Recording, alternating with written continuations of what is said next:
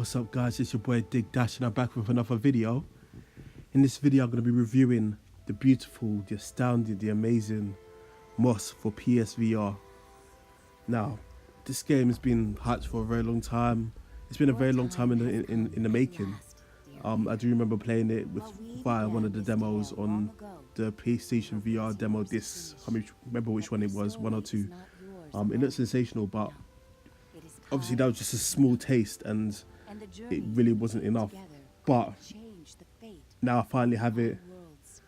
I've played it quite a while. I've put quite a few hours into it, and I could truly now appreciate the art, the work, the immersion that this experience gives you.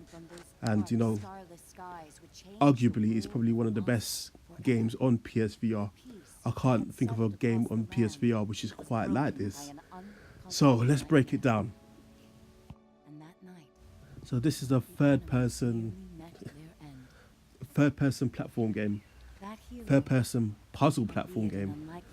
And obviously the unique aspect of it is that it's, you know, VR, it's in VR, so you better see many of the platforms, many of the parts of the screen in ways that you would never see it just playing a traditional 2D platform game.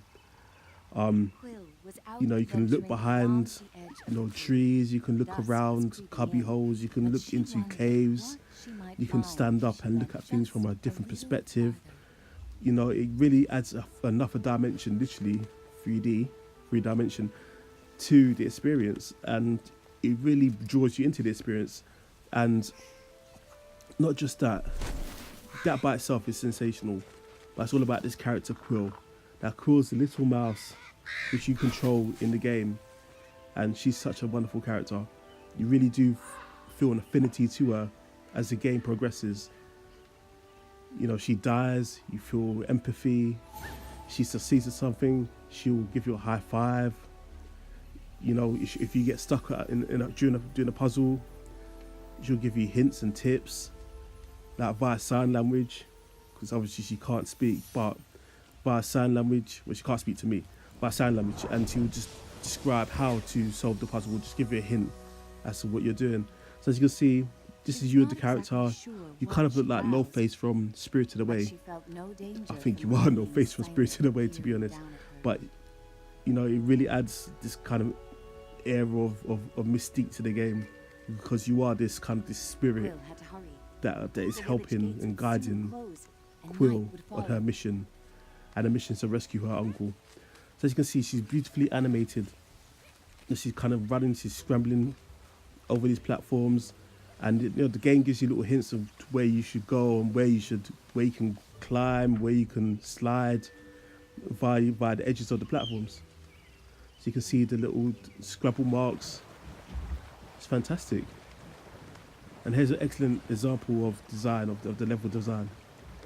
So as you can see, she has to scramble multiple parts of the level at various different heights to get over to the other side of this level in order to solve this puzzle, which will allow her to progress to the next screen. It's absolutely amazing. So you as your character, you're manipulating objects to help her solve these puzzles, which is absolutely sensational. So I think probably the best way to describe the way that you interact with Quill in her world is kind of looking at a dollhouse. She's like a character in a dollhouse, and you have to look around it to see, you know, where she is and what she's doing, and look for ways to help her. So as you can see, the levels are beautifully designed. They're well fleshed out. They look like miniature houses. They really feel solid, and they really feel like, you know, you really do feel as though you have that dollhouse effect where you're looking into Quill's world. As you see things on a minute level, because obviously she's a mouse and she's small. And you know, yes, you control her, but you just feel like you're looking into another world.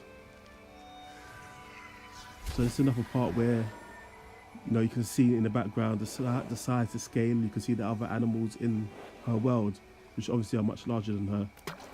And this is one of the sad moments where, unfortunately, I was a mug and I killed her. And I did feel a bit sad about that, because I had grown to like not be killing her, but I killed her, which was really sad.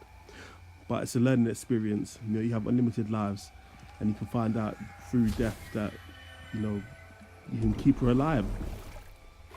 As you can see, you can manipulate objects and you get clues from the environments or various other characters on how to solve these puzzles.